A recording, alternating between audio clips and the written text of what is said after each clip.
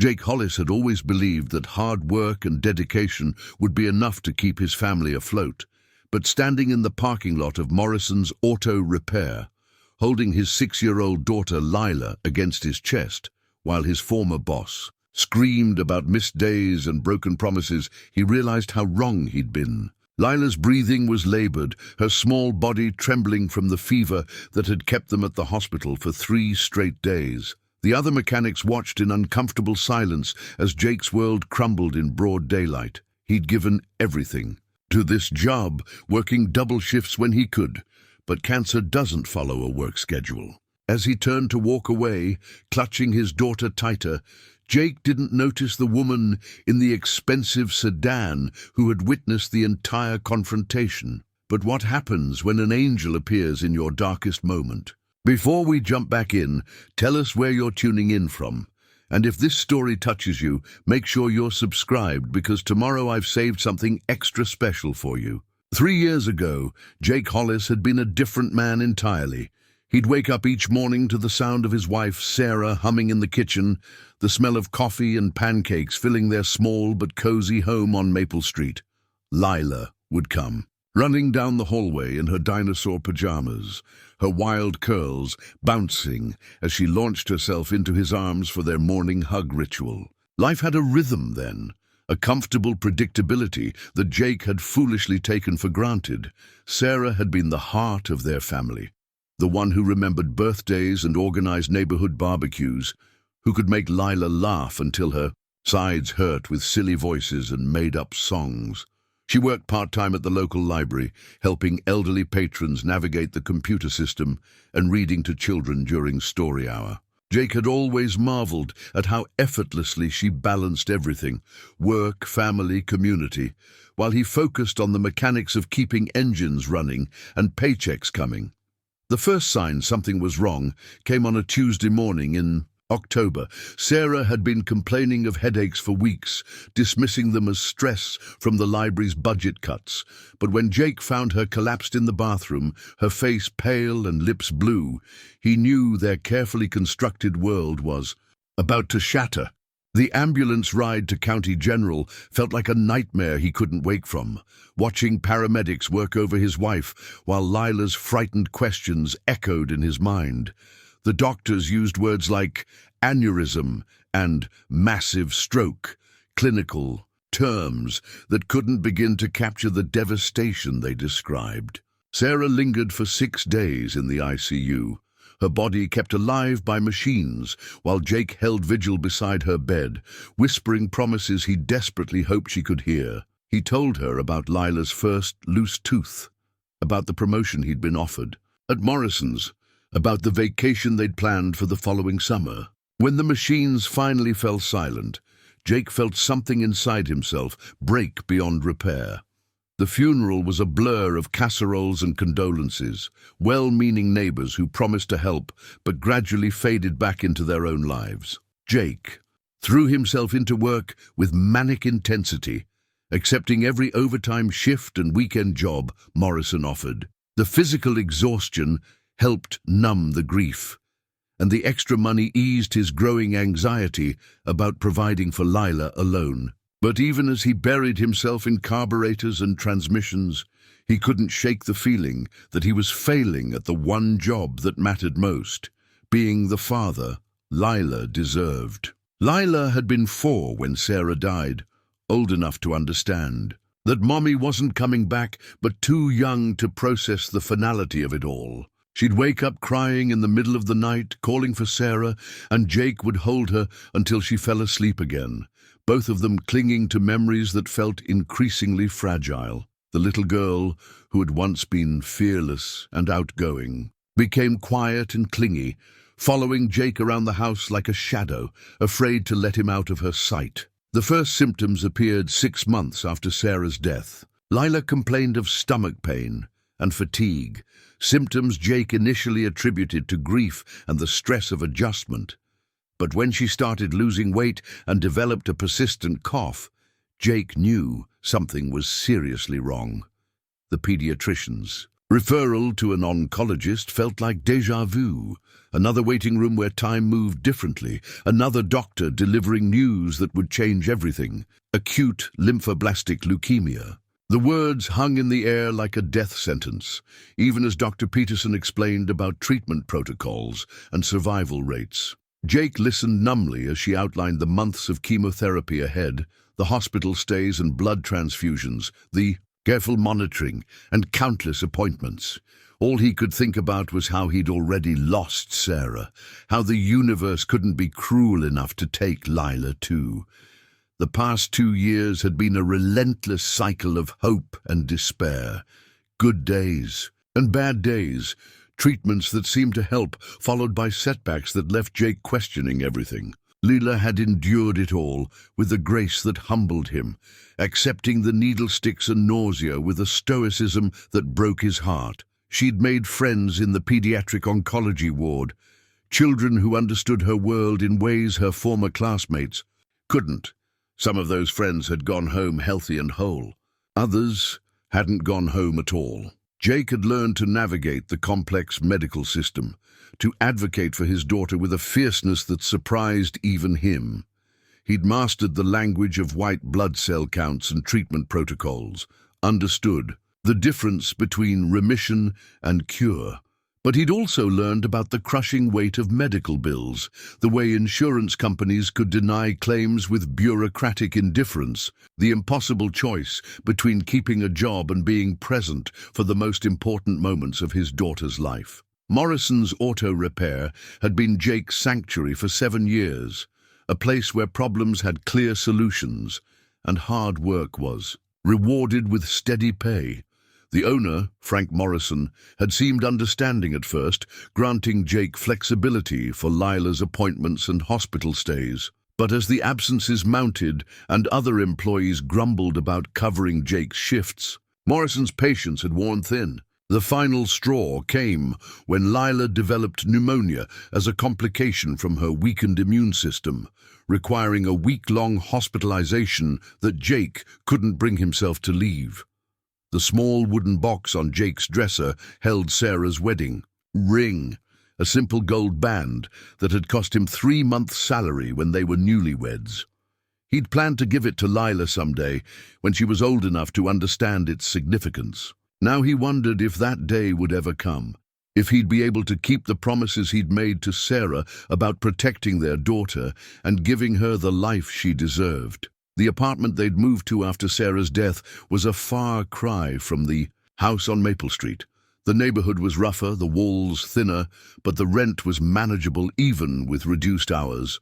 Jake had tried to make it cheerful for Lila's sake, hanging her artwork on the refrigerator and keeping a basket of her favorite books by the couch. But the place felt temporary, like a way station between the life they'd lost and the uncertain future ahead. Meanwhile, across town, in a world Jake couldn't imagine, Clara Monroe sat in her corner office overlooking the city skyline, reviewing financial reports for the Bright Horizons Children's Foundation. At 38, she'd never married or had children of her own, but she'd dedicated her life to helping families navigate the same medical crises that had shaped her own childhood. Her younger brother had battled leukemia as a child, and though he'd survived, the experience had left deep scars on their family.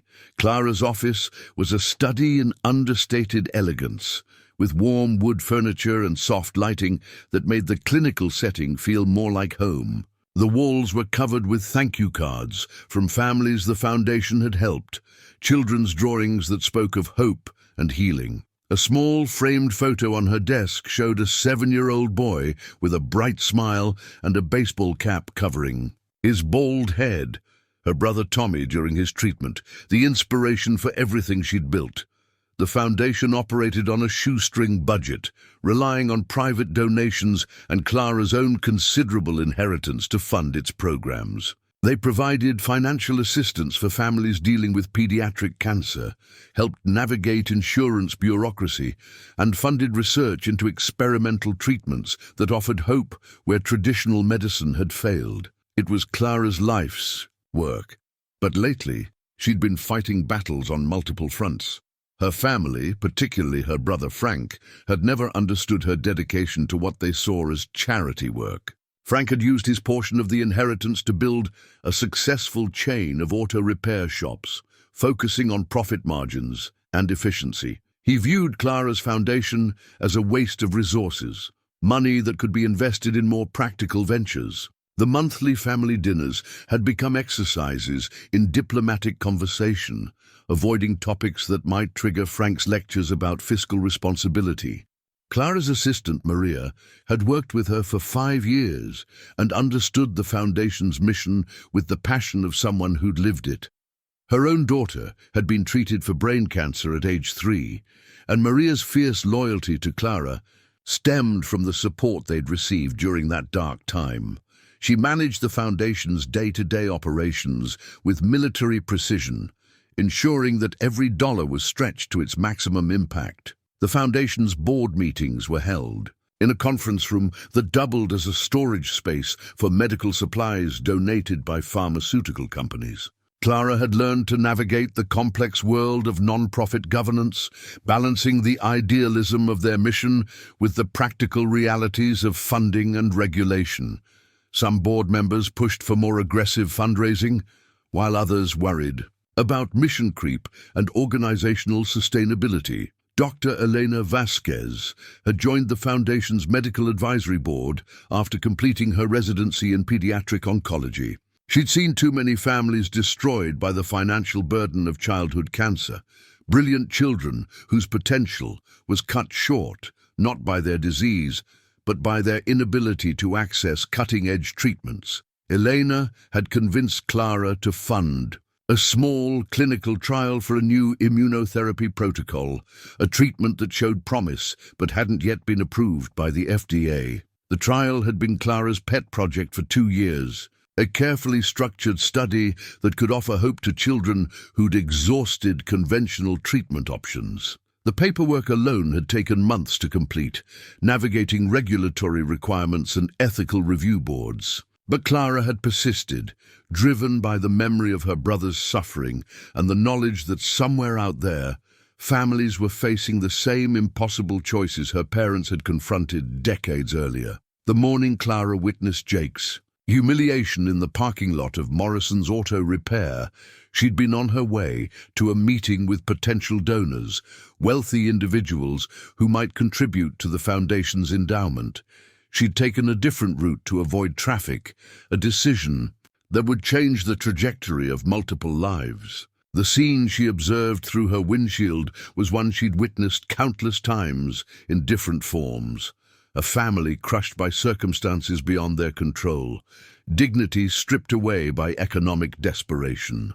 Clara had always believed that true charity wasn't about grand gestures or tax-deductible donations, but about recognizing the humanity in moments of crisis. As she watched Jake carry his daughter across the parking lot, she saw not a failure or a burden, but a father whose love for his child transcended every obstacle life had thrown at him. In that moment, she made a decision that would test everything. She believed about compassion, family loyalty, and the courage required to do what's right. Jake sat on the concrete steps outside his apartment building, Lila curled against his side, her small hand clutching the worn termination letter that had become the physical proof of their shattered security. The late afternoon sun cast long shadows across the parking lot, and Jake found himself wondering how he would tell his daughter that their world had just become even smaller, even more uncertain. Lila's fever had broken during their walk home, but she remained listless, her usually bright eyes dulled by exhaustion and medication. The termination letter felt heavier than it should have, a single sheet of company letterhead that reduced 7 years of loyal service to a paragraph of corporate speak about attendance issues and performance standards. Frank Morrison had handed it to him with the detached efficiency of someone disposing of broken equipment, no acknowledgement of the overtime hours Jake had worked, the emergencies he'd handled on holidays, the younger mechanics he'd trained with patience and skill. "Daddy, are we going to be okay?" Lila's voice was barely above a whisper, muffled against his shirt. She'd heard enough of the confrontation to understand that something fundamental had changed, even if she couldn't grasp the full implications of what unemployment meant for their precarious situation. Jake tightened his arms around her, feeling the delicate bones of her shoulders through the hospital gown she still wore under her jacket. "We're going to figure it out, sweetheart. We always do." The words felt hollow even as he spoke them, another in the long line of promises he wasn't sure he could keep. But what else could he say? That their insurance would lapse in 30 days? That he had maybe 2 weeks' worth of rent money saved? That her next round of chemotherapy was scheduled for Monday, and he had no idea how they'd pay for it. The sound of footsteps on the sidewalk drew his attention, and Jake looked up to see a woman approaching hesitantly. She was well dressed in a way that spoke of money but not ostentation, her dark hair pulled back in a professional style that softened around her face. There was something familiar about her, though Jake couldn't place where he might have seen her before. "Excuse me," she said, her voice carrying a warmth that seemed genuine rather than practiced. "I'm sorry to bother you, but I was at Morrison's auto repair earlier today. I saw what happened." She paused, seeming to weigh her words carefully. "I'm Clara Monroe." The name meant nothing to Jake, but the fact that she'd witnessed his humiliation made him want to disappear entirely. He shifted protectively in front of Lila, his jaw tightening. "Look, lady, I don't need pity. We're fine." Clara's expression didn't change, though Jake noticed her glance at Lila with the practiced eye of someone familiar with illness. "I don't think you understand. I'm not here to offer pity. I'm here to offer you a job." The words hung in the air between them, so unexpected that Jake wasn't sure he'd heard correctly. Lila stirred against his side, lifting her head to study the stranger with curious eyes. "A job?" Jake repeated, suspicion creeping into his voice. "Doing what? For who?" "I run a foundation that helps families dealing with pediatric cancer," Clara explained, reaching into her purse to withdraw a business card. "The Bright Horizons Children's Foundation. We need someone to manage our facility maintenance and coordinate with medical equipment vendors. It's not glamorous work, but it's steady. And it comes with full medical benefits that include coverage for experimental treatments." Jake stared at the card without taking it, his mind racing to process what she was telling him. "You just happened to be at Morrison's today? You just happened to see what went down? And now you're offering me a job?" He shook his head. The skepticism that had kept him alive in a harsh world kicking into overdrive. "What's the catch?" Clara lowered herself to sit on the step below them, bringing herself to eye level with Lila, who was now watching the conversation with growing interest. "The catch is that it's hard work, for less money than you probably made at Morrison's. The catch is that you'd be surrounded by sick children and worried parents every day, and some days the sadness of it might overwhelm you. The catch is that I'd need someone I could trust completely, someone who understands what these families are going through." "Why me?" Jake asked, though part of him was already calculating what full medical benefits might mean for Lila's treatment options. Clara smiled, and for the first time since Sarah's death, Jake felt like someone was truly seeing him rather than looking through him. "Because in 30 seconds of watching you in that parking lot, I saw more genuine love and dedication than I've seen from people I've known for years. Because your daughter is lucky to have a father who would carry her away from humiliation rather than let her see him beg. Because I think you understand exactly what's at stake when a child's life hangs in the balance." Lila tugged at Jake's sleeve. "Daddy, what's a foundation?" Before Jake could answer, Clara turned to address Lila directly. "It's a place where people work together to help kids who are sick get better. We have doctors and nurses and people who know about medicine, and we try to find new ways to make kids healthy again." "Like the cancer doctors?" Lila asked, her voice stronger now that she was engaged in conversation. "Exactly like the cancer doctors," Clara confirmed. "In fact, we work with some of the best cancer doctors in the country. We help families like yours get access to treatments that might not be available anywhere else." Jake felt something shift inside his chest, a cautious hope that he was afraid to examine too closely. "What kind of treatments?" Clara's expression grew more serious. "We're currently funding a clinical trial for a new immunotherapy protocol. It's still experimental, but the preliminary results have been very encouraging for children with acute lymphoblastic leukemia who haven't responded well to conventional chemotherapy."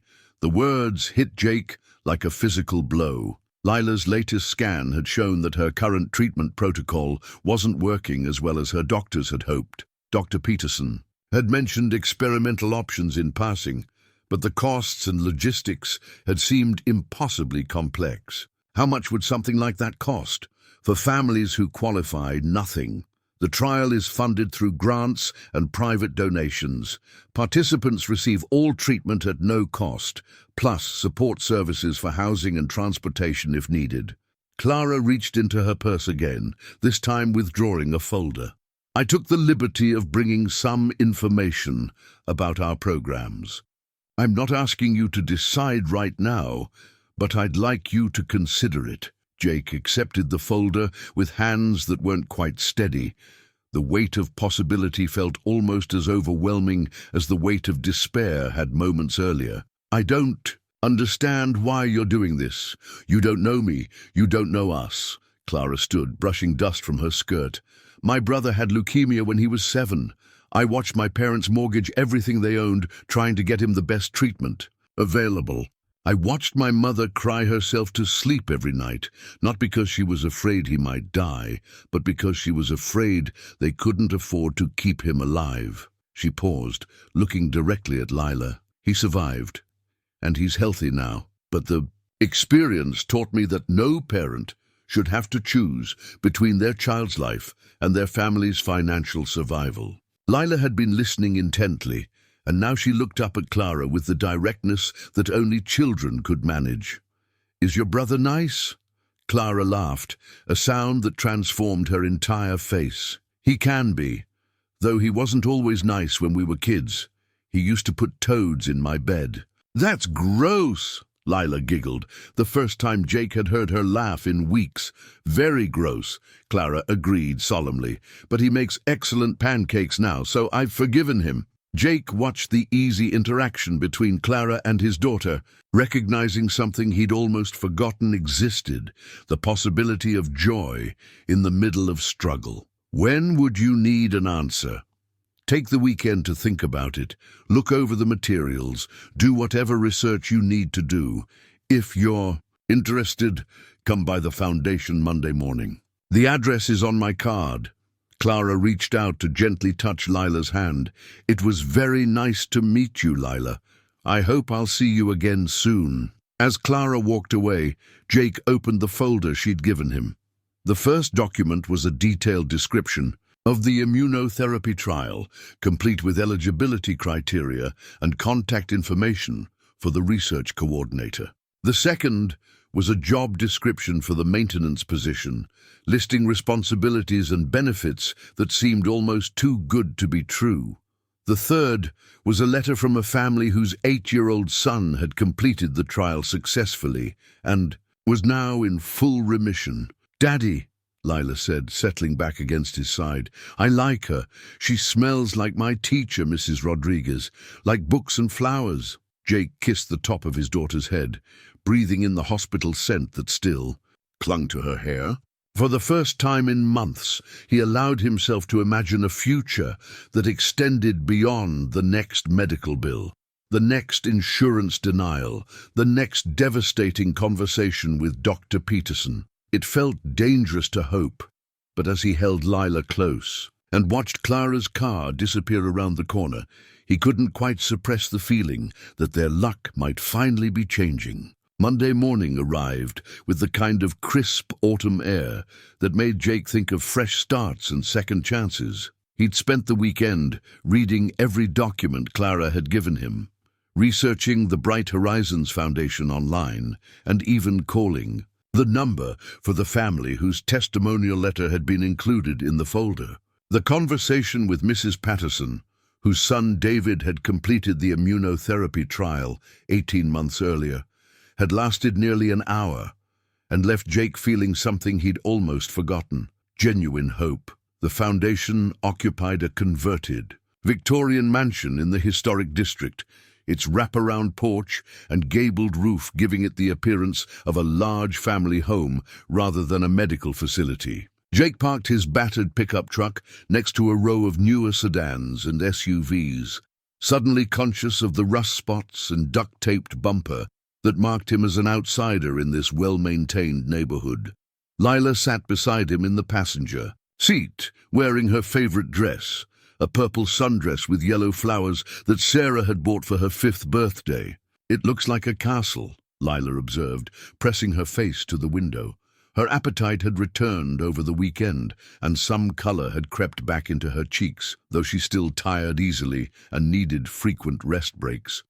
"It does," Jake agreed, studying the building's blueprint that Clara had included in his information packet. The first floor housed administrative offices, a family resource center, and a small cafe where parents could grab coffee and meals without leaving the building. The second floor contained examination rooms, consultation spaces, and a children's play area designed to feel more like a living room than a medical facility. The basement had been converted into storage for medical supplies and equipment, with a workshop area where Jake would handle maintenance and repairs. They walked up the front steps together, Lila's small hand tucked securely in his. The front door was painted a cheerful yellow, with a brass plaque that read, "Bright Horizons Children's Foundation, where hope lives." Inside, the hardwood floors gleamed under warm lighting, and the walls were covered with children's artwork and photographs of families at various stages of treatment and recovery. "You must be Jake," said a woman emerging from behind the reception desk.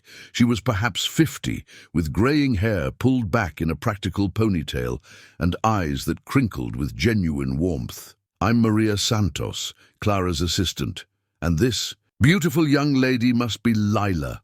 Lila smiled shyly, stepping closer to Jake's side, but not hiding behind him entirely. "I like your earrings," she said, pointing to Maria's silver hoops. "Thank you, sweetheart. My daughter picked them out for me. She's about your age, 9, and she has excellent taste in jewelry." Maria knelt down to Lila's level. "Would you like to see our playroom while your daddy talks with some very smart doctors?" Jake felt his protective instincts kick in, but something about Maria's manner reminded him of Sarah, competent and caring without being overwhelming. "Is that okay with you, Lila? I'll be right here in the building." Lila nodded, her curiosity overcoming her natural caution. Maria led them down a hallway lined with photographs of children at play, their smiles genuine, despite the medical equipment sometimes visible in the background. The playroom was everything Clara had described. Comfortable furniture arranged in conversation areas, shelves of books and games, and a corner with art supplies where 2 children were currently working on a large poster. "That's Emma and Michael," Maria explained quietly to Jake. "Emma's completing her 2nd year post-treatment, and Michael just started the trial last month. They're making a welcome poster for new families." She turned to Lila. "Would you like to help them? They could probably use someone with artistic experience." Lila looked to Jake for permission, then walked over to introduce herself to the other children. Jake watched her go with the mixture of pride and anxiety that had become his constant companion since her diagnosis. She was braver than he'd ever been, more resilient than anyone should have to be at 6 years old. "She's lovely," Maria said, softly, "and you should know that Clara hasn't stopped talking about her since Friday. Dr. Vasquez is very excited to meet you both." Jake followed Maria to a small conference room where Clara was already seated with 2 other people, a woman in a white coat who was clearly the doctor, and a man in his 30s wearing khakis and a polo shirt who looked like he might be an administrator or counselor. "Jake, thank you for coming," Clara said, standing to greet him. "I'd like you to meet Dr. Elena Vasquez, our chief medical officer, and David Patterson. He coordinates our family support services." Jake shook hands with both, recognizing David's name from the testimonial letter. "You're the one I spoke with on the phone," Jake said. "Your son, David, how is he doing?" David's face lit up with the unmistakable glow of a parent whose child had been given a second chance at life. He's incredible. Playing Little League again, complaining about homework, driving his mother crazy with requests for a puppy. Everything we hoped for, and more. He gestured to the chair across from Clara. Please, sit down. Dr. Vasquez wants to explain the trial, protocol, and answer any questions you might have. Dr. Vasquez opened a thick folder and began walking Jake through the immunotherapy process in terms he could understand. The treatment would involve training Lila's own immune system to recognize and attack cancer cells, using a modified version of her white blood cells that would be enhanced in a laboratory and then reintroduced to her system. The process would take place over several months, with careful monitoring and supportive care throughout. The eligibility criteria are quite specific, Dr. Vasquez explained. Lila's age, diagnosis, and treatment history all make her a good candidate, but we'd need to run additional tests to confirm her suitability. The good news is that children who respond well to this treatment often achieve longer, more durable remissions than we see with conventional chemotherapy alone.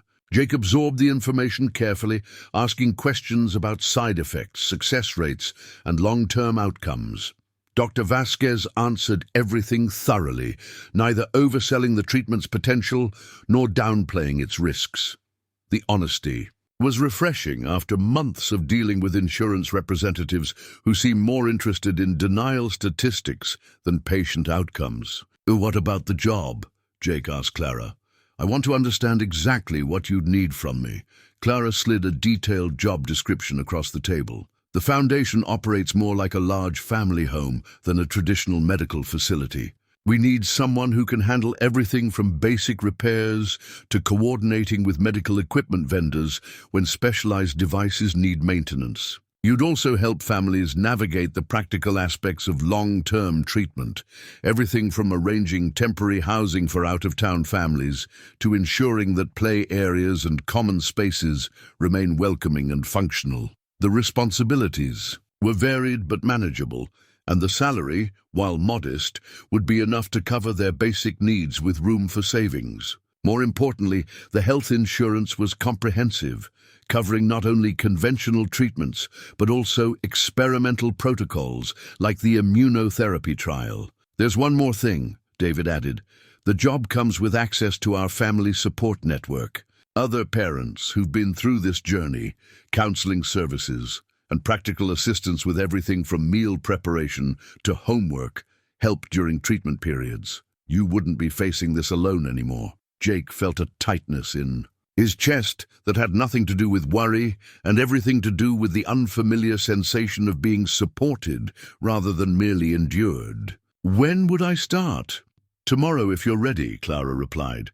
We can begin Lila's evaluation process immediately, and you can spend your first week learning our systems and getting to know the families we serve. Through the window, Jake could see Lila in the playroom, now fully engaged in decorating the welcome poster with Emma and Michael. She was laughing at something Emma had said, her face animated in a way Jake hadn't seen since before her relapse. For the first time in months, she looked like a child rather than a patient, and Jake realized that this was what Clara had been offering all along, not just medical treatment, but the chance for his daughter to reclaim her childhood while fighting for her life. 2 weeks into his new job, Jake found himself settling into a rhythm he hadn't experienced since Sarah's death, purposeful work that felt meaningful rather than merely necessary. The Foundation's basement workshop had become his domain, a well-organized space where he maintained everything from wheelchairs to the sophisticated monitoring equipment used in patient rooms. More importantly, Lila had begun the preliminary testing for the immunotherapy trial, and Dr. Vasquez remained cautiously optimistic about her candidacy. The art journal had been Emma's idea. During one of their afternoon sessions in the playroom, she'd suggested that Lila might want to draw her feelings about the treatment process, the way Emma had done during her own journey. The small sketchbook with its purple cover had quickly become Lila's constant companion, filled with drawings that revealed more about her inner world than she could express in words. Some pictures showed her and Jake as stick figures holding hands under a rainbow. Others depicted the hospital machines as friendly robots, or drew Dr. Vasquez with angel wings. Jake had discovered the journal one evening when he was helping Lila get ready for bed.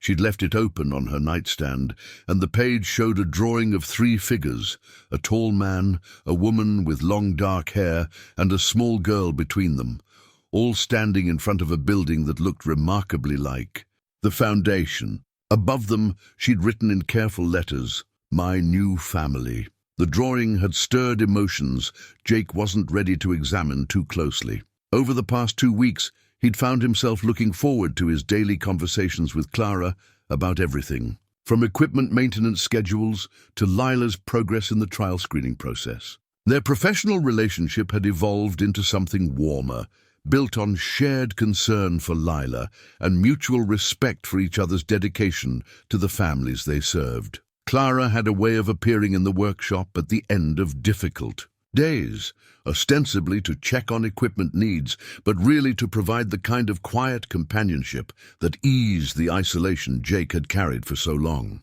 Yesterday, she'd found him sitting on the floor, surrounded by the pieces of a nebulizer that had broken during a particularly stressful treatment session for one of the younger patients. "Rough day?"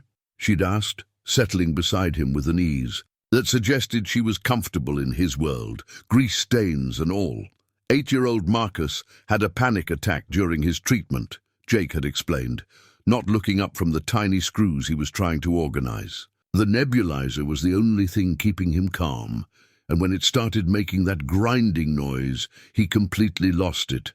His mom started crying, which made Marcus worse, and he'd trailed off, remembering the helpless feeling of watching a family's careful emotional balance shatter over a mechanical failure.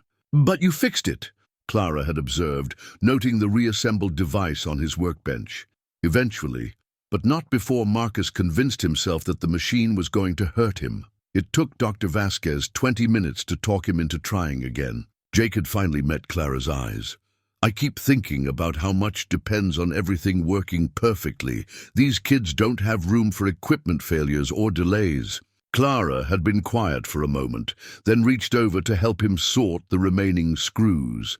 When Tommy was in treatment, he had a favorite IV pole. Sounds silly, but this one pole had a squeaky wheel that played a little tune when the nurses moved it around. He called it his music machine. One day, maintenance fixed the squeak, and Tommy had a complete meltdown.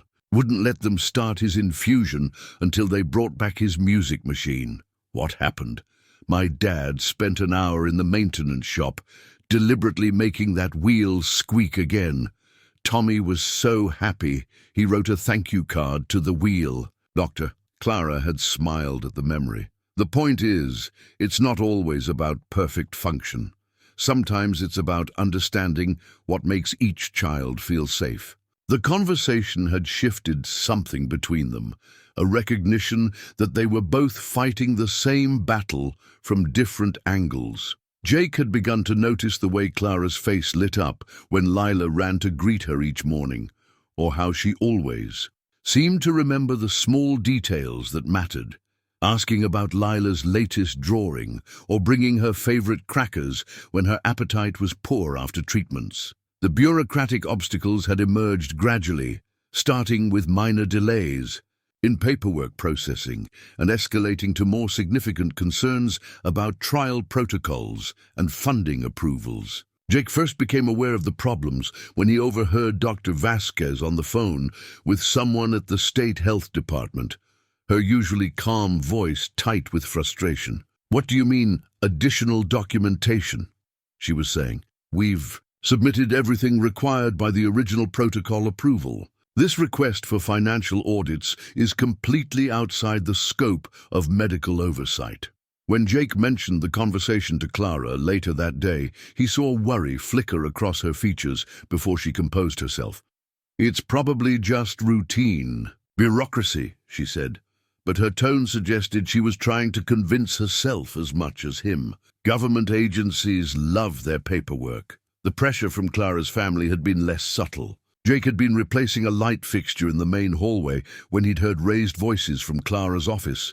A man's voice he didn't recognize, aggressive and demanding in a way that made Jake's protective instincts flare. This fantasy of, "Yours has gone on long enough, Clara," the voice was saying. "The foundation is a drain on family resources, and everyone knows it. Mother and father indulged your guilt complex about Tommy, but they're gone now. It's time to face reality. The foundation is financially sound, Frank." Clara's voice was steady, but Jake could hear the strain underneath. "We've helped over 200 families in the past 5 years. That's not a fantasy. That's a record of real impact.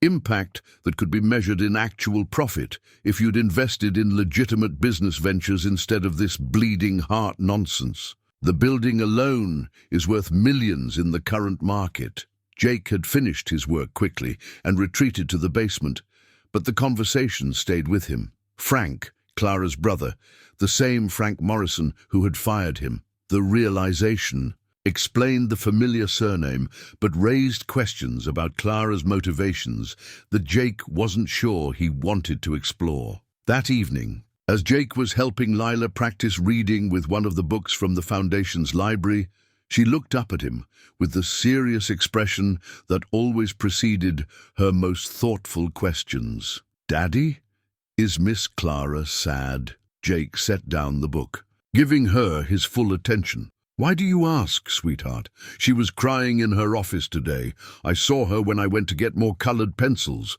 She tried to smile when she saw me, but her eyes were still wet." Lila traced the cover of the book with one finger.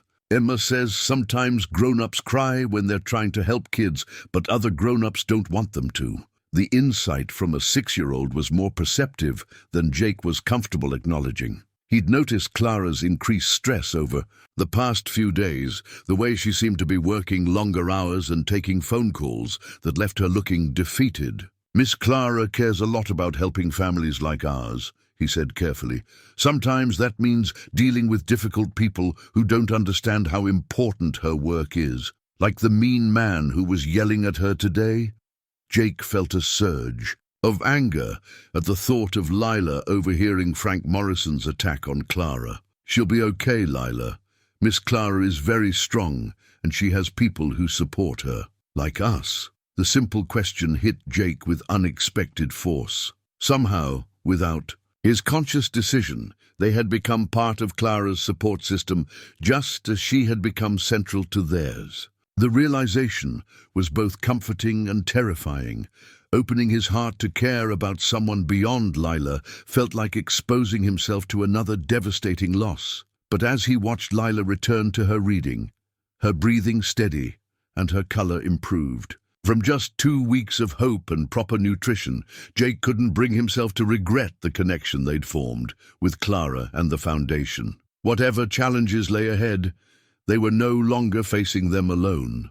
The photograph on Clara's desk had been there for 5 years, but Jake had never really studied it until the morning everything changed. It showed the Morrison family at some formal event, parents he didn't recognize, a younger Clara looking uncomfortable in an evening gown, and Frank Morrison with his arm around a blonde woman and 2 children. They looked like the kind of family featured in lifestyle magazines, wealthy and successful and utterly confident in their place in the world. Jake was delivering Clara's morning coffee, a routine that had developed naturally over the past month, when her phone rang with the aggressive tone she'd assigned to family calls. She glanced at the caller ID, and her shoulders tensed visibly before she answered.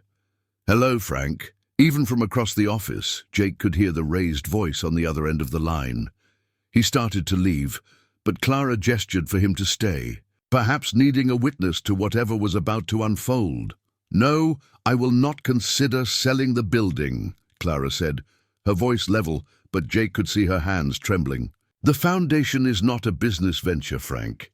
It's a commitment to children who need—" Frank's voice cut through her explanation like a blade. "A commitment that's bleeding money, Clara. The quarterly reports show operating losses that would sink any reasonable organization.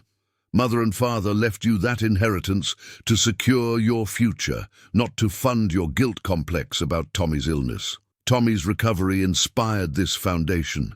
His experience showed me how many families fall through the cracks of the medical system. Clara's composure was beginning to crack, years of family pressure finally taking their toll. Every child we help validates that inspiration. Sentiment doesn't pay bills, Clara, and it certainly doesn't justify the drain on family resources. When you keep coming back to us for additional funding, Frank's tone shifted to something more calculating. I've been patient because you're my sister, but the board of Morrison Industries has raised concerns about our association with an organization that's under investigation by the state health department. Jake felt his blood run cold.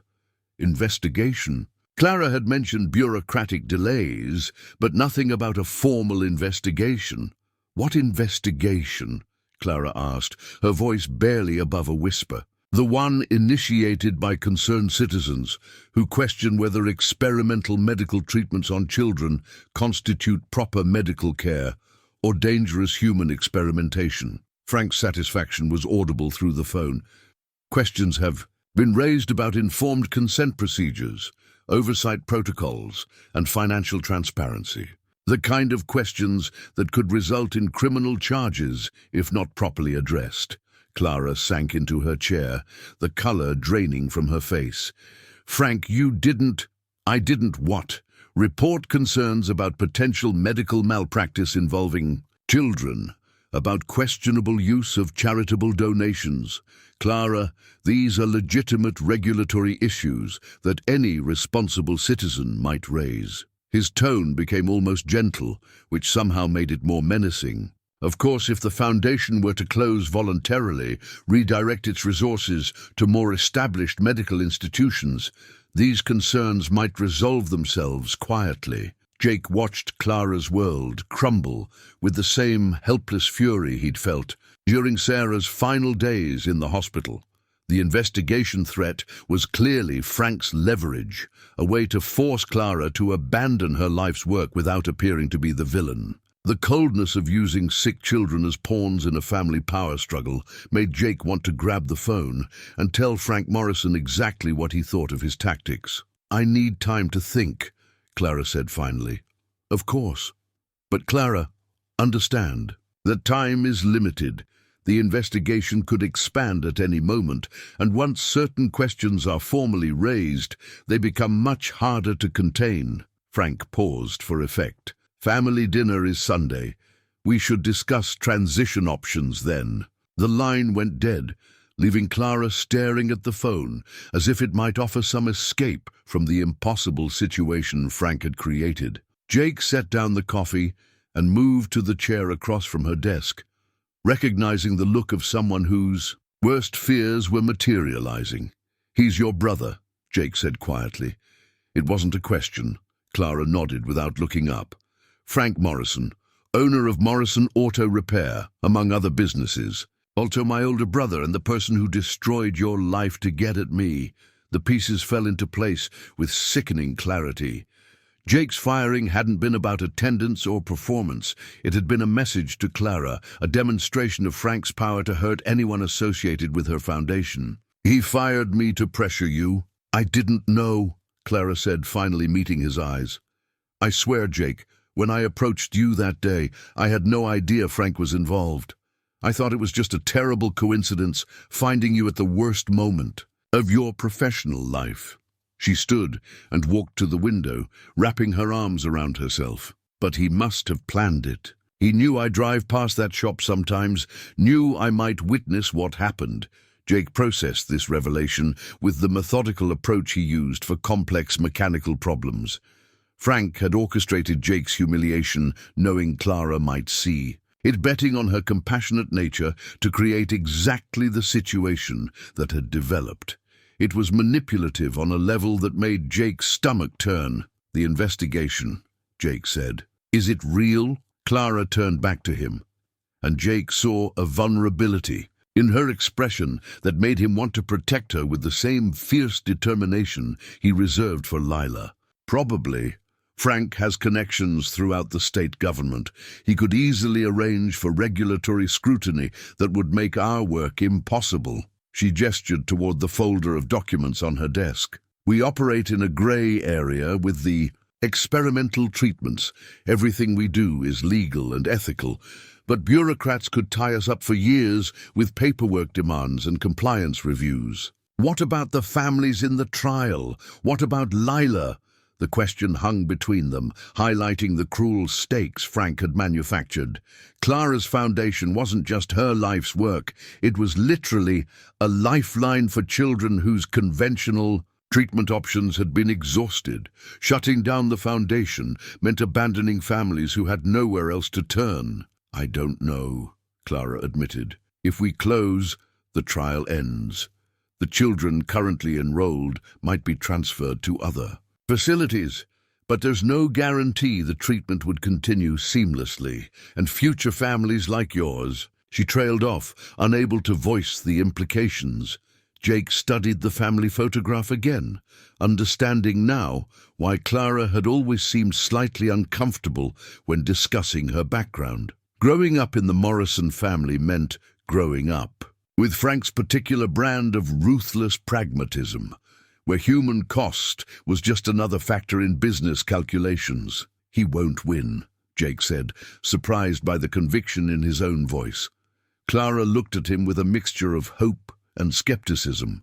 Jake, you don't understand the resources Frank has access to: legal teams, political connections, financial leverage. He can make my life very difficult if I continue to oppose him. Then we don't oppose him, Jake said, an idea beginning to form. We expose him. The suggestion seemed to energize Clara in a way Jake hadn't expected. What do you mean? Your brother thinks he's playing chess while everyone else is playing checkers. He's banking on you being too scared of the investigation to fight back, too worried about the families you serve to risk a protracted battle. Jake stood and walked to Clara's desk, pointing to the family photo. But what if we turn his own tactics against him? What if we make his threats the story instead of letting him control the narrative? Clara followed his reasoning with growing excitement. Public pressure, media attention on what he's doing and why. Exactly. Let people see Frank Morrison for what he really is, a man who's willing to destroy sick children's access to treatment in order to get his hands on valuable real estate. Jake felt the same clarity he experienced when diagnosing a complex mechanical problem. The question is whether you're willing to fight your own family. Clara was quiet for a long moment, staring at the photograph that represented everything she'd been taught to value: family loyalty, financial success, social position. Then she picked up the frame and placed it face down in her desk drawer. My family is here now, she said, gesturing toward the foundation around them. These children, their parents, the staff who believe in what we're doing. Frank stopped being my brother the moment he decided to use sick children as leverage in his business dealings. Jake felt something shift in his chest, a recognition that Clara's commitment to their cause ran deeper than professional obligation or charitable sentiment. She was willing to sacrifice the comfort and security of her old life to protect the new family they'd all created together. And in that moment, Jake realized his own feelings for her had evolved far beyond gratitude or friendship into something that felt dangerously close to love. Jake found the letter 3 days after Clara's confrontation with Frank, hidden between the pages of one of Sarah's books that he'd been packing away to make room for Lila's growing collection of art supplies. The envelope was addressed in Sarah's careful handwriting, "For Jake, to be opened when you're ready to live again." He'd stared at those words for nearly an hour before finding the courage to break the seal. Inside was a single sheet of Sarah's stationery, covered with the flowing script he'd fallen in love with when they were teenagers, passing notes in chemistry class. "My dearest Jake," it began, "if you're reading this, it means I'm gone, and you've finally started to let someone new into your heart. I know you well enough to know you're probably feeling guilty about that right now, probably convinced that loving someone else means forgetting me or betraying our marriage. Stop that nonsense immediately. Jake had laughed through his tears at Sarah's familiar directness, her way of anticipating his thoughts and cutting through his emotional defenses. The love we shared was real and beautiful and complete in itself. Nothing you do now can diminish that. But love isn't a finite resource. Jake, your heart is big enough to hold our memories and still make room for new joy, new hope, new partnership. In fact, I'm demanding that you do exactly that. The letter went on to describe Sarah's hopes for his future, her specific instructions that he find someone who would love Lila as fiercely as she had, someone who would challenge him to be better, while accepting him exactly as he was. Reading her words felt like receiving permission he hadn't realized he'd been desperately needing. P.S., the letter concluded, if the woman you're falling for doesn't make you laugh at least once a day and doesn't make Lila feel like she's the most important person in the world, she's not the right one. But if she does both those things, then stop overthinking and start living. You have my blessing, my love, and my absolute insistence that you grab happiness with both hands when you find it. Jake had called Clara immediately, not to share the letter's contents, but simply to hear her voice to test whether Sarah's description matched his growing feelings. Clara had answered on the first ring, breathless from chasing Michael through the playroom in an impromptu game of tag that had somehow involved half the children currently at the foundation. Jake, perfect timing. I need a maintenance emergency. Declared in the playroom, someone needs to fix the monster trap the kids have constructed out of chairs and blankets before someone gets hurt. The laughter in her voice, the easy way she'd adapted to the chaos of 6 children's imaginations, the underlying affection in how she talked about their young patients. Sarah had been right. Clara did make him laugh, did treat Lila like precious.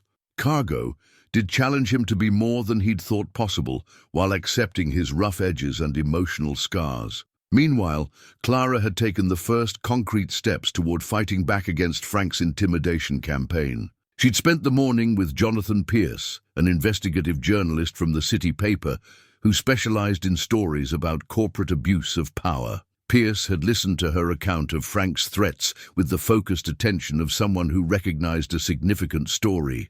Your brother made a tactical error, Pierce had explained over coffee in Clara's office.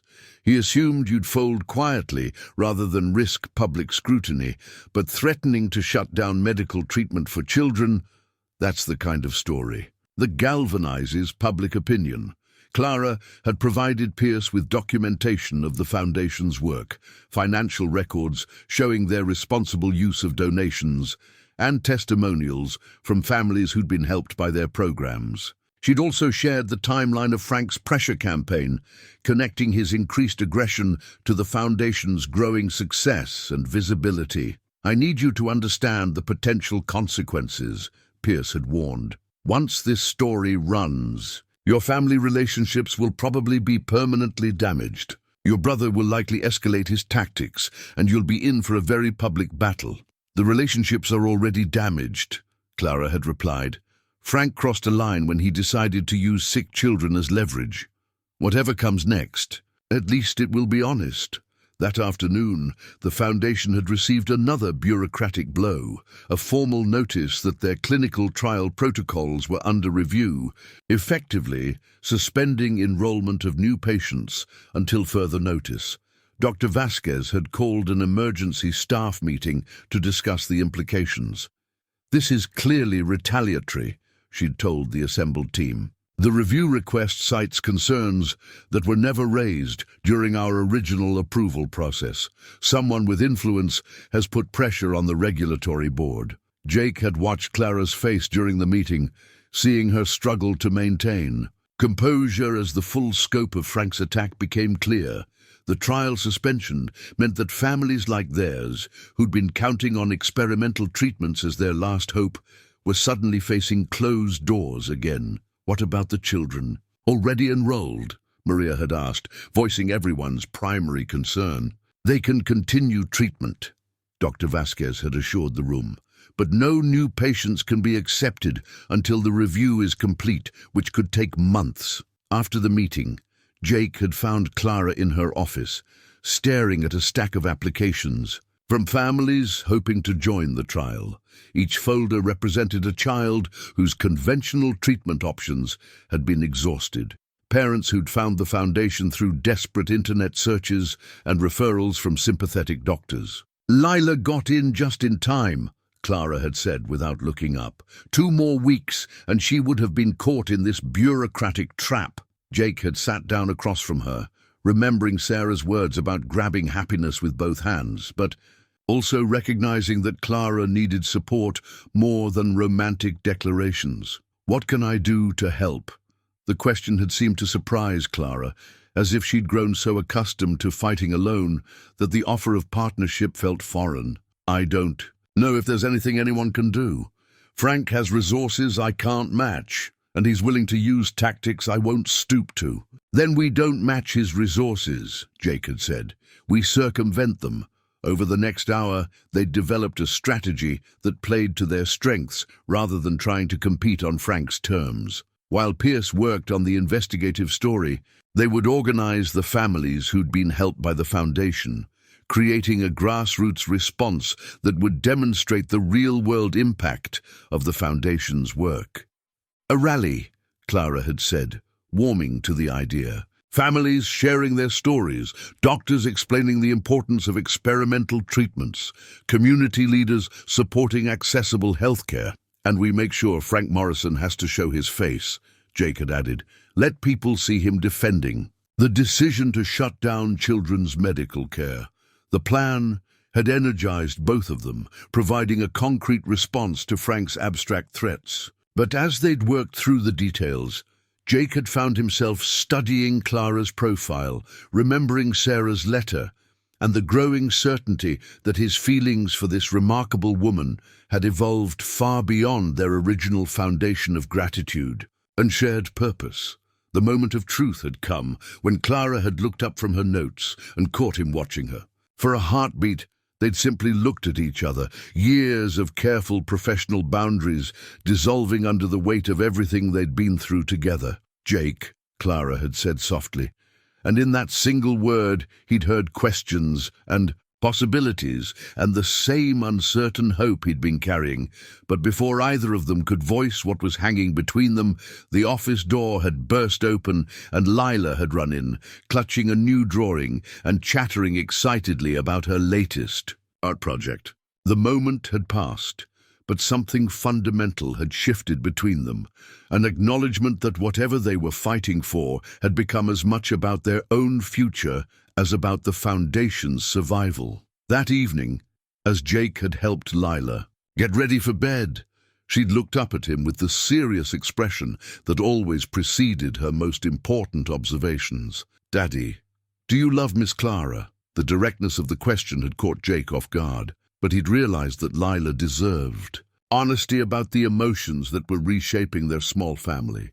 "Yes, sweetheart, I think I do." "Good," Lila had said, with the satisfied tone of someone whose suspicions had been confirmed. "She loves us too.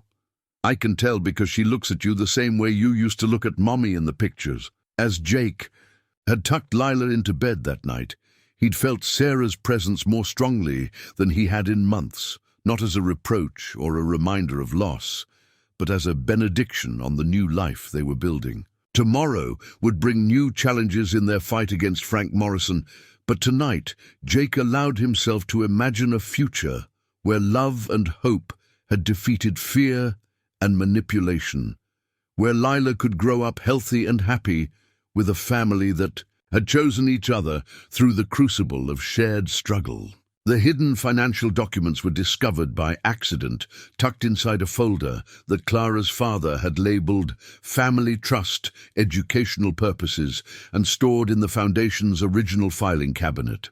Maria had been searching for early incorporation papers when she'd pulled out the manila envelope, expecting to find scholarship records or educational grant applications. Instead, she'd found evidence of a financial conspiracy that reframed everything they thought they knew about Frank Morrison's motivations. Clara stared at the bank statements spread across her desk, each one representing a piece of a puzzle that painted her brother in an even darker light than she'd imagined possible. The Morrison Family Trust had been established by their parents specifically to fund charitable medical research, with annual distributions intended to support institutions working on pediatric care and experimental treatments. According to the original trust documents, nearly $2 million should have been distributed to various medical foundations over the past 5 years.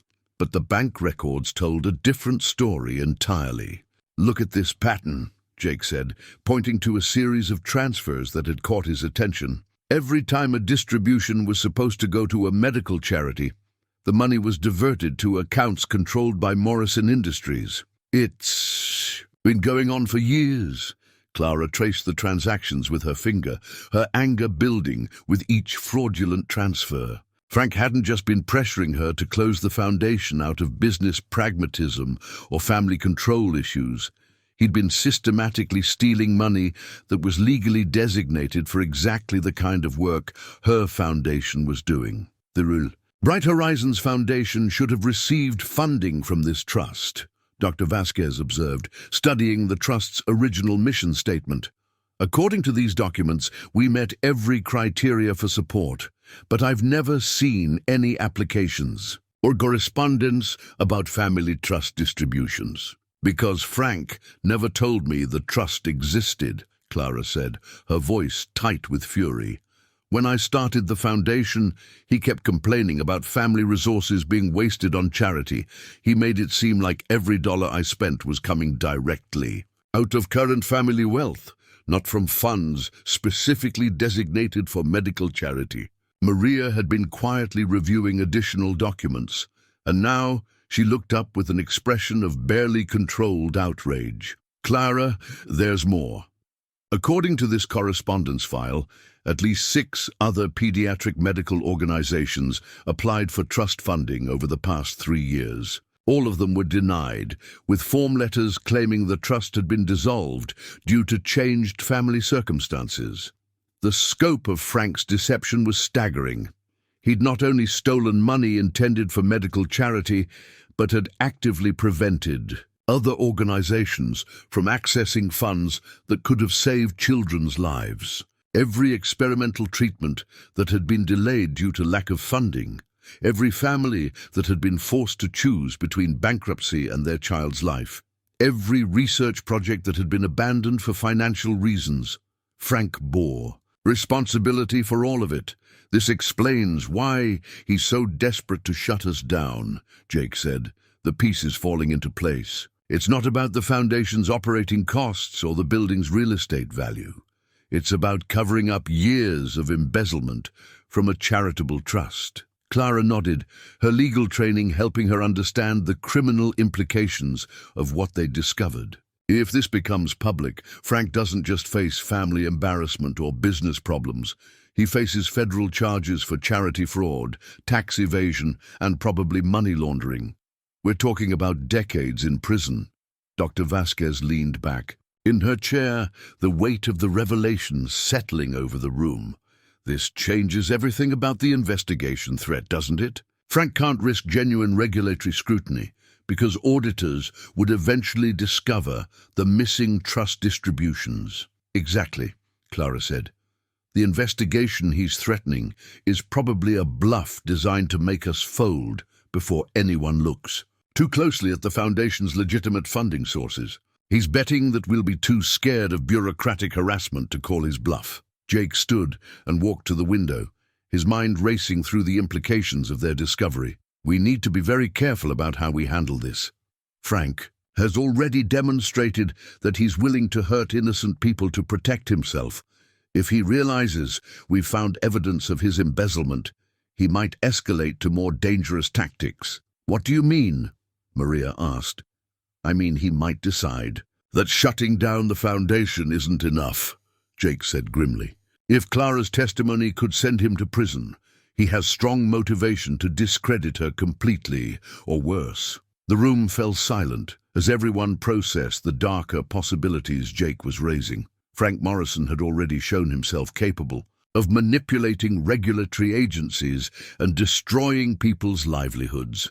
With his freedom at stake, there was no telling how far he might go to protect himself. Clara walked to her safe and withdrew a legal pad, her movements deliberate and focused. We need to document everything and get copies to multiple secure locations before Frank realizes what we've found. Jonathan Pierce needs to see this evidence, and we need legal representation from someone who specializes in charity fraud cases. What about the families currently in treatment? Dr. Vasquez asked. If this becomes a criminal investigation, could it disrupt ongoing medical care? Not if we handle it properly, Clara said. In fact, exposing Frank's embezzlement might actually secure our funding permanently. The trust distributions that should have been coming to us for years, that money still exists, just in accounts controlled by Morrison Industries. A court order could recover those funds and ensure stable financing for our programs. Jake felt a grim satisfaction in the justice of it. Frank had tried to destroy the Foundation to hide his crimes, but instead, his crimes might provide the Foundation with financial security it had never had before. There's a beautiful irony in Frank's stolen charity money becoming the permanent endowment for children's medical care. But even as they planned their response to Frank's embezzlement, Clara couldn't shake the feeling that they were still missing something crucial. Her brother was ruthless and greedy, but he wasn't stupid. The embezzlement scheme was sophisticated enough to avoid detection for years, which suggested careful planning and legal advice. Maria, do you remember seeing any correspondence with lawyers or accountants in that filing cabinet? Clara asked. Maria returned to the cabinet and began systematically reviewing folders, pulling out documents that might shed light on the scope of Frank's financial manipulation. What she found was even more damaging than the original bank records. Clara, look at this, Maria said, holding up a thick folder. Legal correspondence between Frank and a firm called Beacon Trust Management. It looks like they've been helping him structure the embezzlement to avoid detection.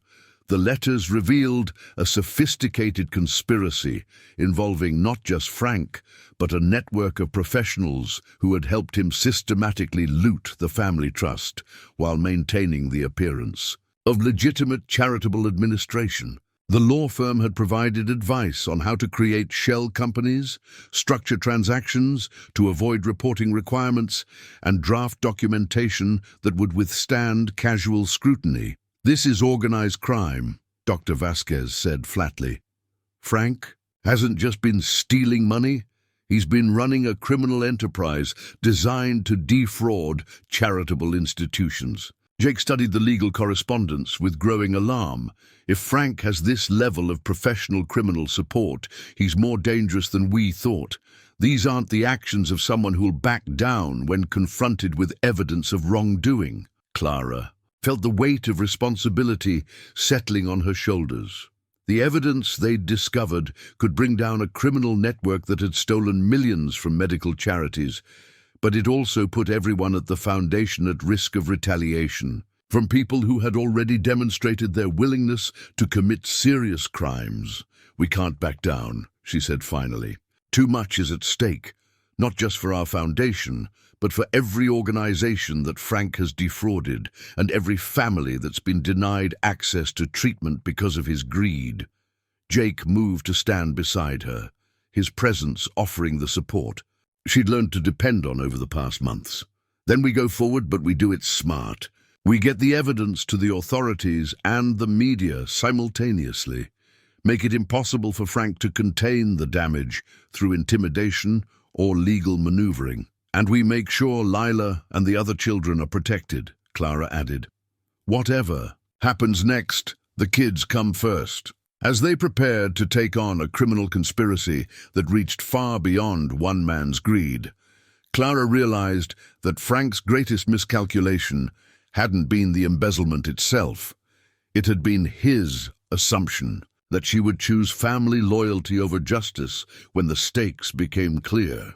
But the Foundation had become her real family, and she would protect it with the same fierce determination that had driven Frank's criminal enterprise. The hidden documents that Frank had thought were safely buried had instead become the foundation for his downfall, and Clara intended to make sure that justice for his victims would be as systematic and thorough as his crimes had been. The clinical trial contract lay spread across Clara's kitchen table at 2 a.m, each page representing months of legal negotiations and regulatory approvals that Frank's criminal conspiracy had threatened to destroy. Jake sat across from her, helping organize the documents they would need for the coordinated media and legal offensive they'd planned for the following day. Lila was asleep upstairs in Clara's guest bedroom, her breathing steady and strong after another successful treatment session that afternoon. Dr. Vasquez had spent the evening reviewing Lila's latest test results, and the news had been cautiously encouraging. Her white blood cell counts are responding better than we hoped, she'd told Jake and Clara. The immunotherapy is working, but we need several more months of treatment to achieve full remission. That's why stopping Frank's interference is so critical. We can't afford any disruptions to the protocol at this stage. The weight of that responsibility sat heavily on both Jake and Clara as they prepared for what they knew would be the most important day of their lives. Jonathan Pierce had scheduled a press conference for 10 a.m, where Clara would present evidence of Frank's embezzlement to the media. Simultaneously, the district attorney's office would receive copies of all financial documents, triggering a formal criminal investigation that Frank wouldn't be able to intimidate or manipulate. "Are you ready for this?" Jake asked, watching Clara organize bank statements with the methodical precision she brought to everything important. "Once we go public with these accusations, there's no going back." Clara looked up from the documents, her eyes reflecting the same mixture of determination and fear that Jake felt. "I keep thinking about all the families who've been denied help because Frank stole their funding. Children who might have lived if experimental treatments had been available. Parents who went bankrupt trying to save their kids with money that should have been there for them." She gestured toward the stairs where Lila slept. "How can I choose my own comfort over their justice?" Jake reached across the table to take her hand, marveling at how natural the gesture had become over the past weeks. Their relationship had evolved through crisis and shared purpose into something deeper than either had expected, built on mutual respect and the kind of partnership that emerged from facing impossible odds together. "You're not doing this alone," he said simply. "Whatever comes next, we face it together." The community rally had been Maria's idea, but it had grown beyond anything they'd originally envisioned. What started as a small gathering of families, helped by the foundation, had expanded into a coalition of patient advocacy groups, medical professionals, and community leaders who understood the broader implications of Frank's crimes. The rally was scheduled for Saturday afternoon in the city's main park, giving families a chance to share their stories and demonstrate the real-world impact of the Foundation's work. Dr. Patricia Reynolds, Chief of Pediatric Oncology at Children's Hospital, had agreed to speak about the importance of experimental treatments and the devastating impact of funding shortages on medical research. The Morrison Family Trust was supposed to support exactly this kind of innovative care, she'd told Clara during their planning call. "If Frank Morrison has been stealing money designated for children's medical research, then he's responsible for every treatment that was delayed or denied due to lack of funding." The media attention was already building momentum. Pierce's preliminary article about the Foundation's work and Frank's threats had generated significant public interest, and several television stations had requested interviews with Clara and families who'd been helped by the Foundation's programs. The story was becoming less about a family business dispute and more about corporate accountability and children's healthcare access. But Frank Morrison wasn't sitting idle while his world prepared to collapse around him. Jake had noticed increased surveillance around the Foundation, unmarked cars parked across the street, men in business suits who seemed to have no legitimate reason for being in the neighborhood. Clara's home phone had been receiving hang-up calls at all hours. And someone had attempted to break into the Foundation's computer system, though Maria's security protocols had prevented any data theft. "He's desperate," Clara observed, reviewing security camera footage that showed the same suspicious individuals appearing repeatedly near the Foundation. "Frank knows we have evidence that could destroy him, but he doesn't know exactly what we've found or when we plan to use it." Jake studied the surveillance photos with the tactical awareness he'd developed during his military service years earlier. These aren't random intimidation attempts. This is reconnaissance. They're gathering information about our routines, our security measures, our vulnerabilities. The realization that Frank might be planning something more aggressive than legal or bureaucratic harassment had forced them to take precautions they'd never imagined needing. Jake had moved temporarily into Clara's guest house, officially to help with Lila's care, but really to provide security for both Clara and his daughter. Dr. Vasquez had arranged for Lila's treatments to take place at the Foundation rather than the hospital, reducing their exposure during daily commutes. "I hate that we're having to live like this," Clara said, closing the security folder with frustration. "Frank has turned our mission of helping families into a siege situation where we're constantly looking over our shoulders." Jake understood her anger, but he also recognized the tactical reality of their situation. "He's made this personal by threatening Lila's treatment and your life's work. That means we have to treat it like a personal threat until the legal system can stop him." The legal preparations had been equally intensive.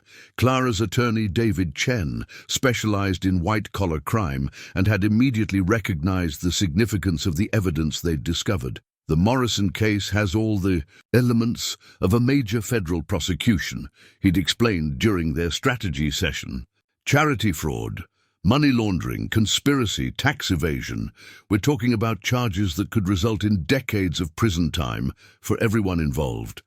Chen had also warned them about the likely response once Frank realized the scope of the criminal case against him. "Men like Morrison don't go quietly when they're facing serious prison time. He'll use every resource at his disposal to discredit the evidence, intimidate witnesses, and delay prosecution.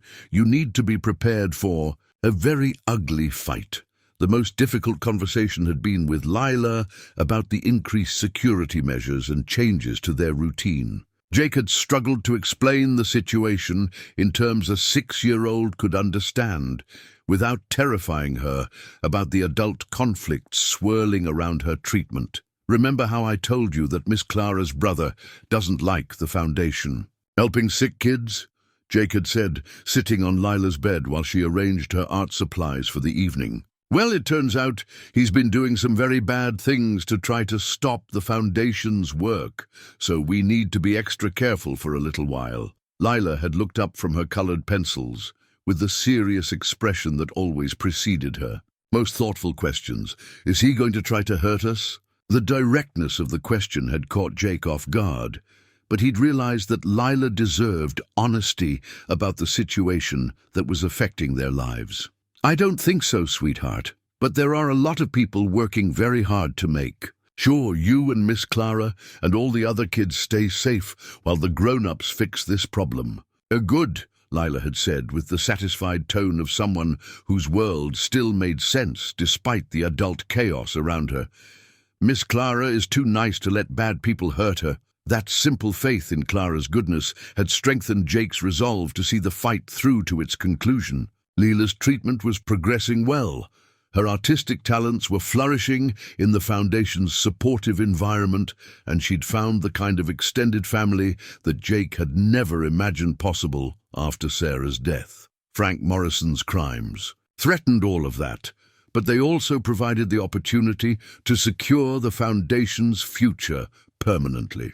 The final element of their strategy involved the community rally and petition drive that would demonstrate public support for the Foundation's work. Over the past week, families who'd been helped by the Foundation had been sharing their stories with local media, creating a groundswell of public opinion that would make it politically difficult for Frank's allies to continue protecting him.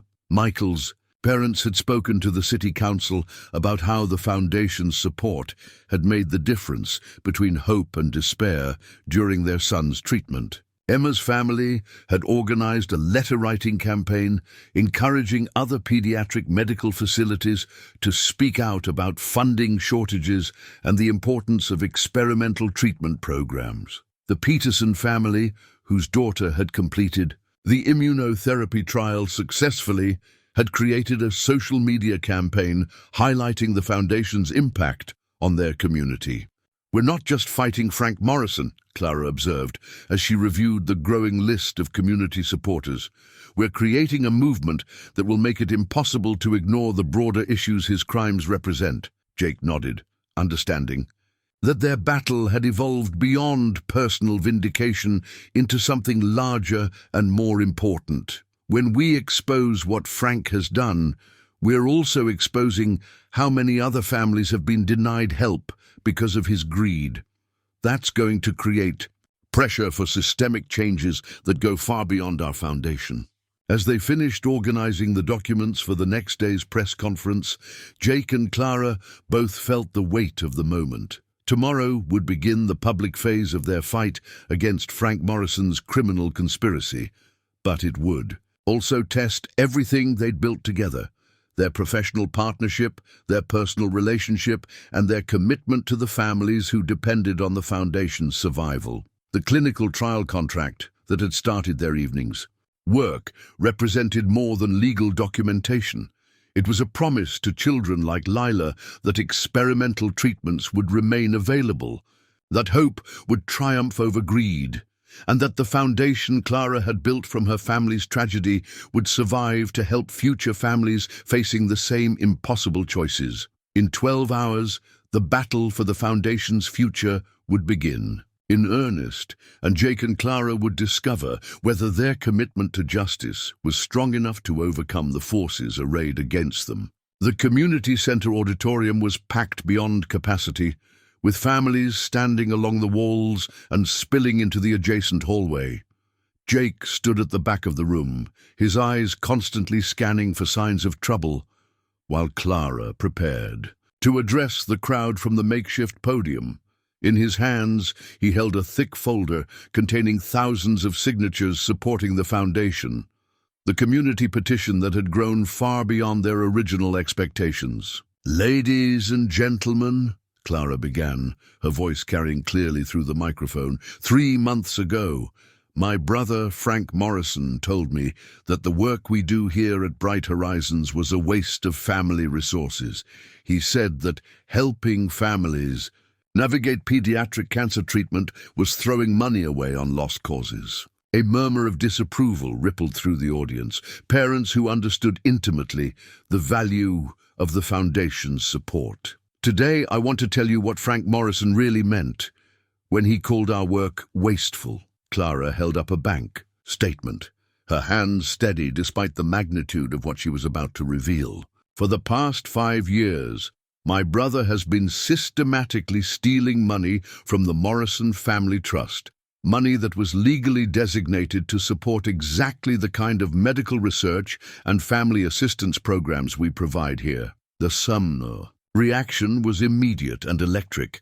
Gasps of shock gave way to angry murmurs as the implications sank in. Jake watched Frank Morrison's face carefully, noting the way his complexion had gone pale and his confident posture had collapsed into defensive tension. Dr. Vasquez stood to present the medical evidence, her clinical authority lending weight to Clara's accusations. The Morrison Family Trust was supposed to distribute nearly $2 million to pediatric medical research over the past 5 years. Instead, that money was diverted to accounts controlled by Morrison Industries. Every family who was denied access to experimental treatments, every child who couldn't afford cutting-edge medical care, every research project that was cancelled due to lack of funding, Frank Morrison bears direct responsibility for those lost opportunities. Frank finally rose from his seat in the front row, his face flushed with anger and desperation. "These are lies and distortions from a woman who's been mentally unstable since our parents' death." Clara has been obsessed with blame and guilt over our brother's childhood illness, and she's constructed an elaborate fantasy to justify her wasteful spending on hopeless cases. The attack on Clara's mental state was exactly the response Jake had expected. When cornered, Frank would try to discredit his accusers rather than defend his actions. But Frank had miscalculated the audience's knowledge of Clara's work. Michael's father stood up from the middle of the auditorium. "My son was one of those hopeless cases Frank Morrison is talking about. Stage 4, leukemia, failed conventional treatment, given weeks to live. The experimental immunotherapy program at Bright Horizons saved his life. He's been cancer-free for 18 months and just started 3rd grade. Emma's mother joined him, her voice carrying the fierce determination of a parent who'd nearly lost her child. The foundation didn't just provide medical treatment, they kept our family together when insurance companies wanted to abandon us. They provided housing, counseling, and hope when we had nowhere else to turn." One by one, families throughout the auditorium began standing and sharing their stories. Parents whose children had survived because of treatments the foundation had made accessible. Grandparents who'd been able to spend precious time with grandchildren they thought they'd lost. Siblings who'd grown up watching the foundation's support helped their families navigate impossible medical crises. Frank Morrison found himself facing a room full of people whose lives had been directly touched by Clara's work, and his attempts to dismiss their experiences as wasteful spending fell flat against the reality of their testimonials. Jonathan Pierce stepped forward with his recording equipment, capturing Frank's increasingly frantic attempts to defend himself. "Mr. Morrison, do you deny that money from the Morrison Family Trust was diverted to accounts controlled by your business enterprises?" "The Trust's financial management is a private family matter," Frank responded, but his evasion only reinforced the impression that he was hiding something significant. "What about the families who applied for trust funding and were told the trust had been dissolved?" Pierce pressed. "Were you planning to tell them that the money they needed for their children's medical care was being used to fund your business expansion instead?" The questions came rapidly now, from journalists, from families, from community leaders who understood the broader implications of Frank's crimes. Jake watched Frank's composure crumble under the sustained scrutiny, seeing a man who'd built his power on secrecy and intimidation suddenly exposed to public accountability. "The clinical trial that saved my daughter's life," Jake said, stepping forward to address the crowd, "was funded with money that Frank Morrison stole from families like mine. He tried to fire me, discredit Clara, and shut down the foundation to cover up his theft. But he made one crucial mistake. He underestimated the power of parents fighting for their children's lives." The room erupted in applause, but Jake wasn't finished. He held up the petition folder, its weight representing thousands of community members who'd signed in support of the foundation. This petition contains over 8,000 signatures from people who believe that children's medical care should be funded by charity, not stolen by greed. From people who understand that experimental treatments represent hope, not waste.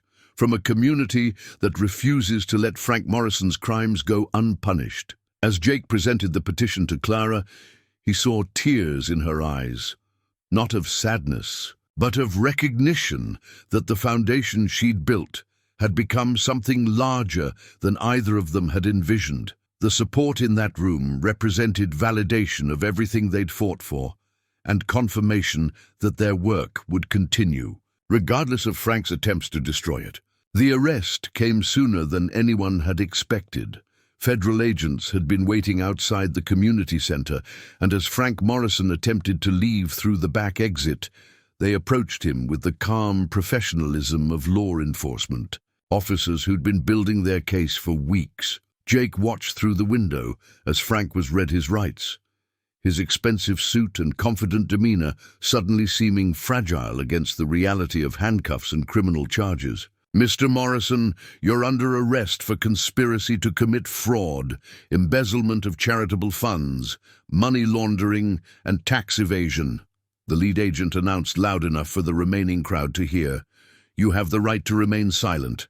Inside the auditorium, Clara stood frozen at the podium, the magnitude of the moment overwhelming her. This was her brother being led away in handcuffs, the same person who'd taught her to ride a bicycle and helped her with algebra homework. But it was also the man who'd stolen millions from sick children and their families, who'd tried to destroy everything she'd built to protect his criminal enterprise. Dr. Vasquez approached Clara with a folder containing the documentation they'd all been waiting for. "The clinical trial suspension has been officially lifted," she announced to the crowd. "The State Health Department's investigation concluded that all regulatory concerns were unfounded and new patient enrollment can resume immediately." The IZIP news sparked another round of applause. But Jake noticed that several families were crying, parents who'd been waiting months for their children to access the experimental treatments that might save their lives. The bureaucratic delays Frank had orchestrated had real consequences for real families, and even his arrest couldn't undo the time that had been lost. Lila's recovery chart showed continued improvement, but Dr. Vasquez cautioned that the next few months would be critical. "The immunotherapy is working exactly as we hoped," she told Jake and Clara privately after the crowd had dispersed. "Lila's white blood cell counts are approaching normal ranges, and we're seeing no signs of treatment resistance. If this progress continues, we should achieve full remission within the next 8 weeks." The legal settlement came faster than anyone had anticipated. Frank's attorney, faced with overwhelming evidence of his client's crimes and the impossibility of mounting a credible defense, had negotiated a plea agreement that would return the stolen trust funds to their intended recipients. The Morrison Family Trust would be reconstituted under independent management, with the Bright Horizons Foundation receiving not only the funding it should have gotten over the past 5 years, but also guaranteed annual distributions for the next decade. "We're looking at permanent financial stability," Clara explained to the Foundation's board during an emergency meeting called to discuss the settlement terms. "The recovered funds will establish an endowment large enough to support our current programs indefinitely, plus expansion into new areas of pediatric medical research." Maria had been working with the accounting firm, handling the trust reconstruction, and her report painted a picture of financial security the Foundation had never enjoyed. "The annual distributions alone will cover our operating expenses and the clinical trial program. The lump sum recovery payment will allow us to expand our facility, hire additional medical staff, and potentially establish satellite programs in other cities." But the victory felt incomplete to Jake as long as families continued to arrive at the Foundation, desperate for help that had been delayed by Frank's criminal interference. The Peterson family had driven from 3 states away after hearing about the Foundation's work. Their 7-year-old daughter in the advanced stages of leukemia that conventional treatments had failed to control. "We've been fighting this for 2 years, Mrs. Peterson explained to Clara during their intake appointment. "Insurance companies that deny experimental treatments, hospitals that won't take the risks, doctors who've given up hope. We heard about your program and drove 18 hours straight to get here." Clara studied the little girl's medical records with the focused attention she brought to every new case. "Sarah's profile suggests she'd be an excellent candidate for the immunotherapy trial. Dr. Vasquez can begin the evaluation process immediately, and if she qualifies, we can start treatment next week." Watching Clara work with the Peterson family, Jake was struck by how much their victory over Frank had changed the Foundation's capacity to help. No longer operating under the constant threat of financial crisis or regulatory harassment, the staff could focus entirely on their medical mission. The administrative burden of fighting Frank's interference had been replaced by the productive work of expanding programs and reaching more families. The impact extended beyond the Foundation itself. News coverage of Frank's arrest and the embezzlement scheme had prompted investigations into other charitable organizations, revealing a pattern of corporate abuse that affected medical research funding nationwide. Congressional hearings were being planned to examine oversight of charitable trusts, and new legislation was being drafted to prevent the kind of systematic theft Frank had orchestrated. "You've started something much bigger than saving one foundation," Jonathan Pierce told Clara during a follow-up interview. "The Morrison case has become a catalyst for reforming how charitable medical research is funded and protected. Other families in similar situations are coming forward with their own stories of denied funding and bureaucratic obstruction." As Jake helped Clara organize the flood of media requests and speaking invitations that had followed Frank's arrest, he marveled at how their personal battle had evolved into a national conversation about children's healthcare access and corporate accountability. The foundation that had started as Clara's attempt to honor her brother's recovery had become a symbol of hope for families facing the intersection of medical crisis and financial manipulation. The Morrison family name, once associated with business, success, and community respectability, would now be remembered for Frank's crimes and Clara's courage in exposing them. But Clara had made peace with that transformation, understanding that her real family consisted of the children, parents, and medical professionals who shared her commitment to healing rather than those who shared her genetics. That evening, as Jake tucked Lila into bed, in what had become their permanent room at Clara's house, his daughter looked up at him with the satisfied expression of someone whose world had been restored to proper order. "Daddy, does this mean the bad man can't hurt Miss Clara anymore?" "That's right, sweetheart," Jake confirmed, brushing a curl away from her forehead. "Miss Clara is safe, the foundation is safe, and your treatment can continue without any more interruptions." "Good," Lila said, settling back against her pillows. "I want to finish my treatment so I can help other kids who get sick. Miss Clara says I can be her special helper when I'm all better." As Jake turned off the light, he reflected on how much had changed since that day in the auto shop parking lot when his world had seemed to be ending.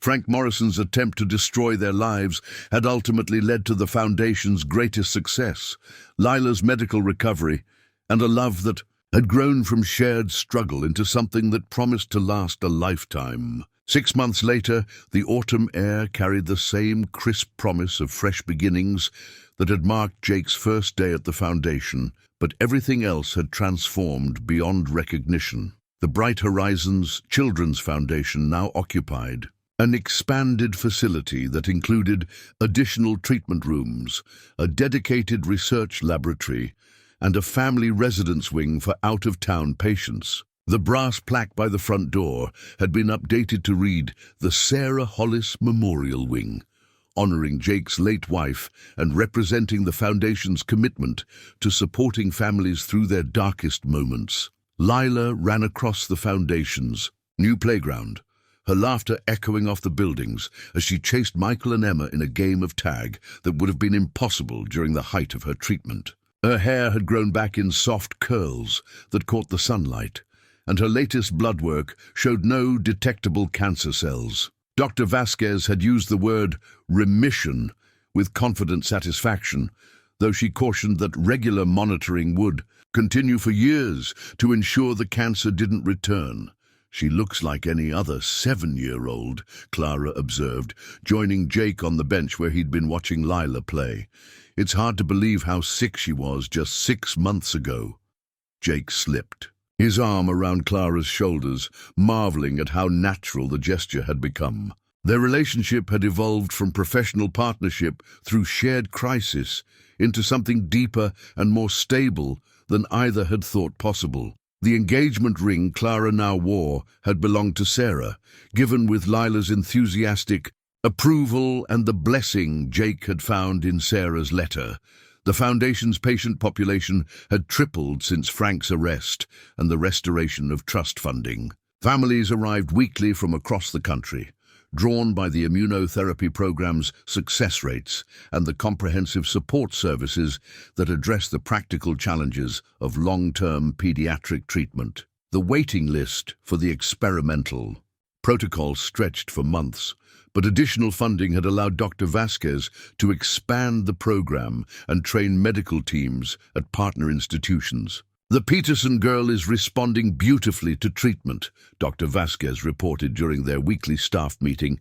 "Her white blood cell counts have improved dramatically, and her parents are optimistic about returning home for continued monitoring.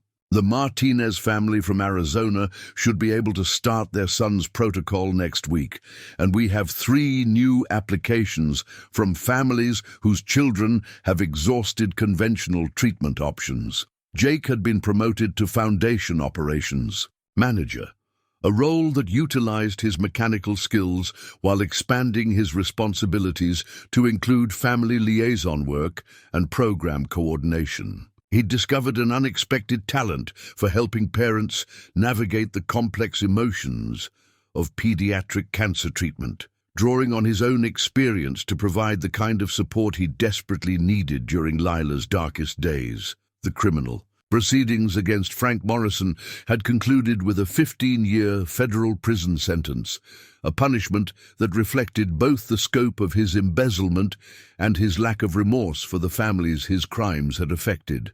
The network of lawyers and accountants who'd helped structure his fraud had received shorter sentences in exchange for cooperation, and new federal regulations had been implemented to prevent similar schemes from targeting charitable medical organizations. Frank's letter of apology, written from federal prison, had arrived 3 months after his sentencing. The handwriting was recognizably his, but the tone was different, subdued and reflective in a way Jake had never heard from the man who'd fired him. "Clara," the letter began, "I know that no apology can undo the harm I've caused to you, to the families who needed trust funding, and to the children whose treatments were delayed by my actions. I want you to know that I understand now what you were trying to build with the foundation, and I'm proud of what you've accomplished despite my attempts to destroy it." The letter had gone on to detail Frank's cooperation with federal investigators, working to identify other cases of charitable fraud, his donation of personal assets to establish additional funding for pediatric medical research, and his commitment to speaking publicly about the consequences of white-collar crime upon his release from prison. "I don't know if you can ever forgive me," the letter concluded, "but I hope someday you'll be able to remember that we were once siblings who cared about each other before my greed poisoned everything I touched." Clara had read the letter aloud to Jake and Dr. Vasquez, then filed it away without immediate response. "Forgiveness isn't something I can manufacture on demand," she'd said, "but I'm not carrying anger anymore, and that's probably enough for now." The community rally had evolved into an annual event celebrating the Foundation's work and raising awareness about pediatric cancer research. This year's gathering had drawn over 5,000 attendees, including families from across the region who'd been helped by the Foundation's programs. The keynote speaker was a teenager named David Patterson, the same boy whose family's testimonial letter had convinced Jake to trust Clara's offer months earlier. "When I was 8 years old, I was dying," David told the crowd with the confidence of someone who'd looked death in the face and won. "The doctors had tried everything, my parents had spent everything, and everyone had given up hope except for the people at Bright Horizons. The experimental treatment they offered didn't just save my life, it gave me back my future." Jake listened to David's speech while holding Clara's hand and watching Lila organize an impromptu art project with younger children in the audience. The scene represented everything they'd fought to preserve and protect: the possibility of hope in the face of despair, the power of community to support families through crisis, and the determination to ensure that no child would be denied access to life-saving treatment because of financial manipulation or corporate greed. The foundation plaque that had inspired the new wing's name reflected more than memorial sentiment.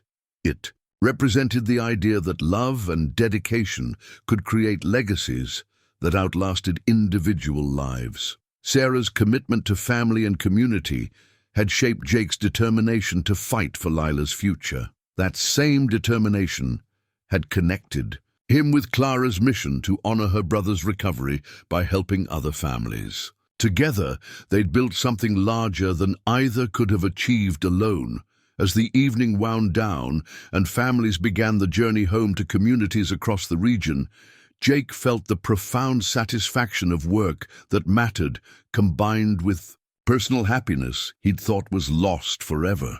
Lila was healthy and thriving, surrounded by a chosen family that included Clara, Dr. Vasquez, Maria, and the ever-expanding network of children and parents who'd found hope at the foundation. "Daddy," Lila said, skipping over to where Jake and Clara were cleaning up after the rally, "Miss Clara said we're going to get married soon. Does that mean she'll be my new mommy?" Jake looked at Clara, seeing in her eyes the same wonder and gratitude he felt about the life they'd built together. "If you'd like her to be," he said carefully.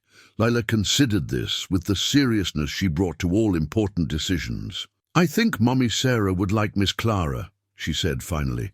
"They both take care of people who need help." As they walked home together through the autumn evening, Jake reflected on the journey that had brought them from desperation to hope, from isolation to community, from the fear of loss to the certainty of love. The foundation would continue to grow and help more families.